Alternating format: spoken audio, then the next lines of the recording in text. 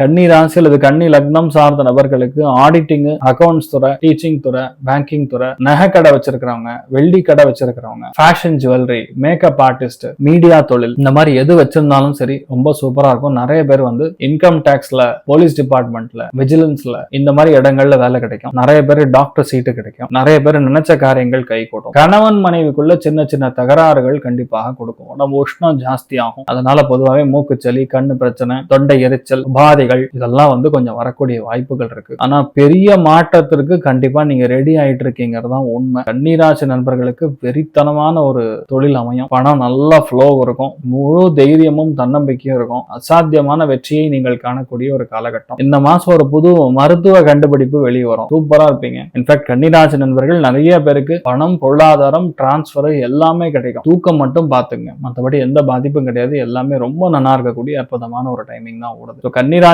நண்பர்களுக்கு பாக்கியஸ்தானத்துல உட்கார்ந்து இருக்கக்கூடிய சூரியன் ஒண்ணுதான் பிரச்சனை. அப்பாவுடைய ஹெல்த் மெயினா பிரச்சனை கொடுக்கலாம். கால் மூட்டி, லிகமெண்ட், கண் சம்பந்தப்பட்ட பாதிப்பு, எலும்புகள் வீக் ஆகுது, தேய்மானம் அடைகிறது, அதெல்லாம் பார்த்துக்கணும். சில பேர் கண்ணாடி தூக்கி போட்டு புது கண்ணாடி மாத்துறது, இதெல்லாம் நடக்கும். பட் கன்னிராசி நண்பர்களுக்கு ரொம்ப சூப்பரா இருக்கு. காலேஜுக்குன்னு சொல்லி தயவு செய்து எங்கேயாவது பணம் கொடுத்து மாட்டிடாதீங்க. அது மட்டும் தான் நீங்க பாத்துக்கணும். வேற எந்த பாதிப்பும் கிடையாது. பத்திரப்பதிவுத்துறை அதிகாரிகள், கவர்மெண்ட் சம்பந்தப்பட்ட டிபார்ட்மெண்ட்ல, ஹைவேஸ் டிபார்ட்மெண்ட்ல இருக்கிறவங்க, ரோட்வேஸ் டிபார்ட்மெண்ட்ல இருக்கிறவங்க, பைலட்டா இருக்கிறவங்க, ஏவியேஷன் துறைகள், ஏரோஸ்பேஸ் சம்பந்தப்பட்ட துறைகள்ல பணிபுரியக்கூடிய நபர்களுக்கெல்லாம் ரொம்ப கவனமா இருக்கணும். பாஸ்னால ரணகலமா இருக்கும். சில பேர் வேலையா வேணாம் போயா நீ அப்படின்னு சொல்லி விட்டுட்டு புது வேலைக்கு போய் இதெல்லாம் நடக்கும். நிறைய விஷயங்கள் உங்களுக்கு பாசிட்டிவா நடக்கும்.